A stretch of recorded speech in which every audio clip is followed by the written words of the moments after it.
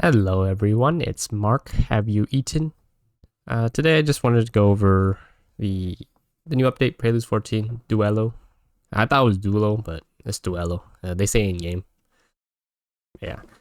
Everything here is mostly the same as what they mentioned in the dev stream, so it's not gonna be anything different from that. If you guys seen that, yeah. But essentially, new weapon. I hesitate to call it a weapon type because it's still under long swords, but they do have different animations. And also, if you guys aren't aware, the Wellian, they changed animation to be more like the new rapiers.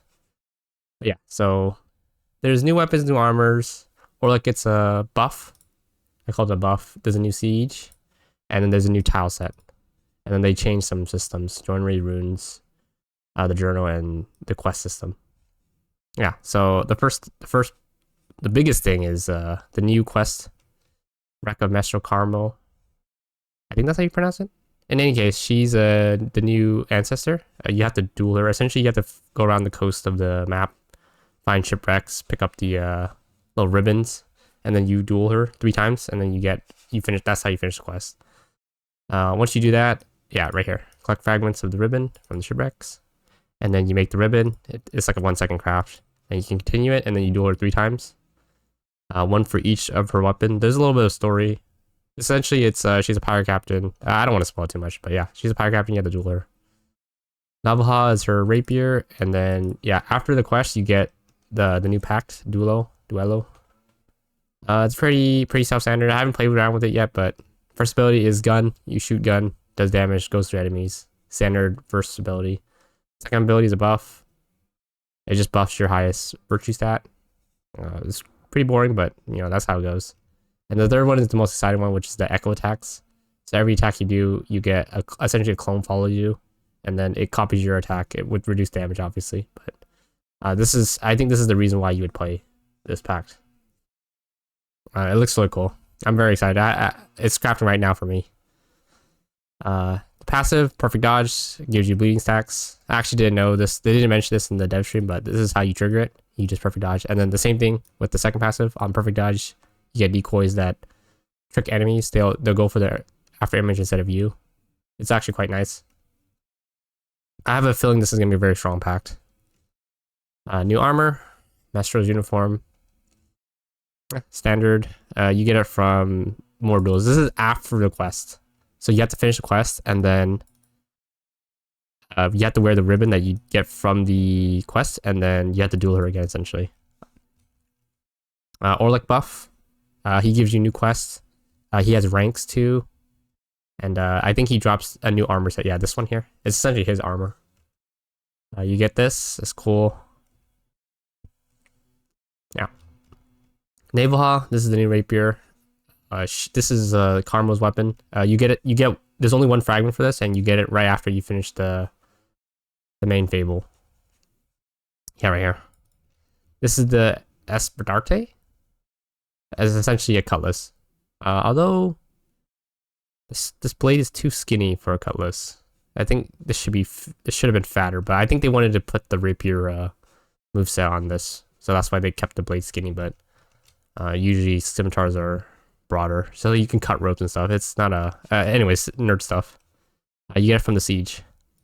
Journey changes. Journeys are, I want to say they're nerfed.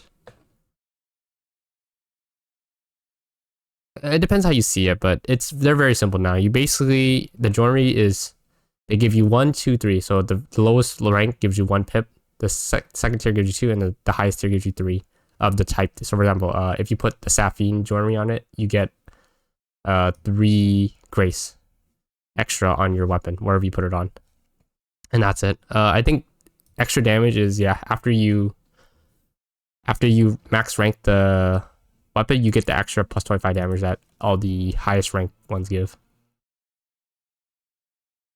Previous journey effects may return in other forms in a future update. Yeah, we'll see. I'm not too. I can see why they did it, but I'm not sure how I feel about this exact update. We'll see. I have to play around with it, but it's fine for what it is. Rune changes. This one's really controversial. Basically, the way it works is instead of you pulling smite on an enemy and you get the rune activated, you pull smite and you get chargers on your thing up to 4 at max rank. It depends on the rune's rank, but essentially at max rank you get 4 charges, and then every time you heavy attack or you charge attack, or yeah, I think it's just heavy attack or charge attack with the bow, you expel that rune charge, and then you get your rune ability. For example, if you have volley of arrows, I think it's called a torrent. Once you have 1 stack and you full charge the bow and you hit the enemy, then the hail of arrows will come attack. It's they're more limited now, I would say. I'm not sure I really like the change, but they're testing new things. Remember, it's not set in stone. Yeah, the fire one, Everflame, you get 4 charges. If you heavy attack with the sword, then the fire will appear on the sword, and then you hit them, and it'll just do high damage, and that's it. That's all you get now. Yeah. Bannerist gives, like, elite enemy gives 2 charges, so that's good to know. I do know that they changed. Yeah, some of these have different times. Like, once you activate it with the heavy attack, then it puts on a timer based on the amount of charge you have, and then it just ticks down. Yeah, so essentially most of these are the same. I do know that Misscale is different now. Instead of 1 dinky little spirit sword that flies out after every auto attack, you get 1 giant.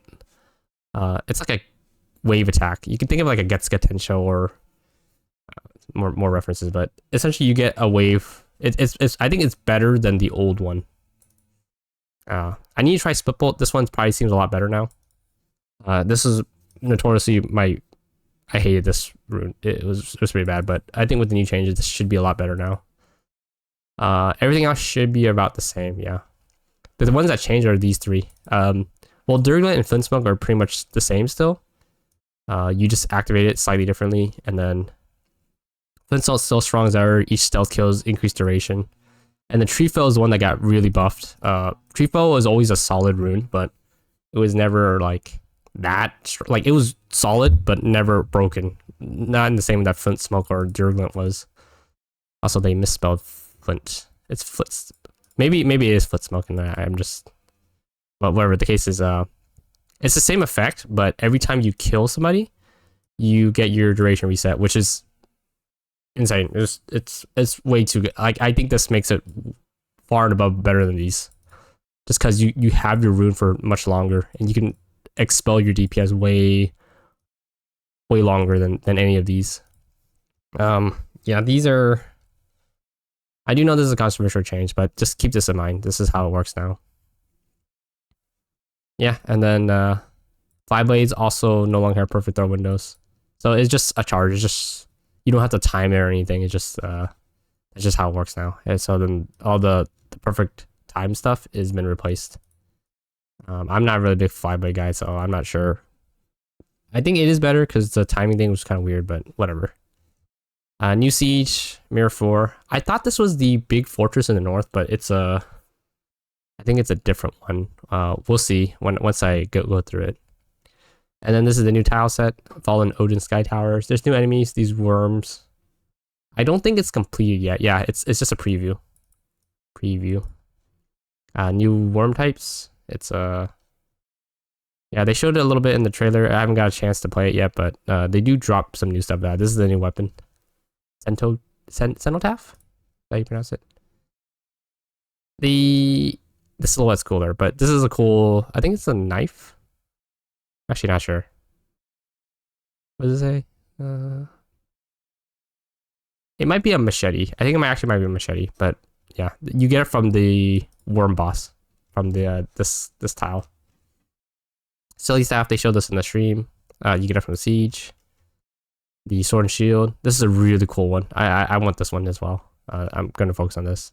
And you get it from any Mendicant enemies, which is the Mockery Knights or the Slime Knights. The Nell Knights. You get it from this tile set. Same thing as Cenotaph. And then there's a new pet, new bird. It's cool. I guess you get it from enabling two-factor authentication. They changed quests a little bit. You can now abandon it more easily. Yeah, the change is a lot better. You don't have to walk outside the zone and abandon the quest like that. you can just manually do it now, which is a lot better. It was really annoying. You just had to walk there, wait 30 seconds. It was a whole ordeal. So this is a nice change. Tail pack can after preview before accepting the voters. Yeah, it's a good change. It's quality of life. Tails ending in dungeons now provide bonus XP upon completion. Agari found dungeons are not included part of the tail. That's good. Good changes. General updates. I do know this is kind of buggy. It's a lot better. The layout's better. They tell you it's a little more informational, I guess you could say. These are our changes. The story's better. There's new quests. It's all good. Mockery updates. Oh, this is a good one. Essentially, what it does is they're easier to fight. So when you fight them, when you pull smite to finish them off, it's a lot faster. So you don't have to sit there, be super vulnerable for the other mockeries to hit you while you're trying to do it. And there's a new quick time event too.